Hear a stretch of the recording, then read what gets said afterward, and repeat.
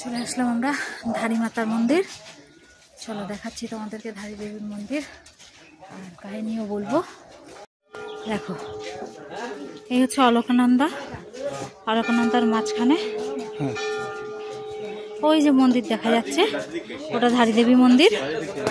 ওখানে photo video সবকিছু নিষেধ।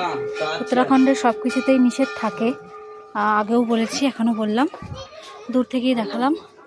এই ধারী মাতা হচ্ছে পুরো উত্তরাখণ্ডকে ধারণ করে রেখেছে। 4 ধামের মানে ধাত্রী দেবী হচ্ছে ধারী দেবী, 4 ধামকে ধারণ করে রেখেছে।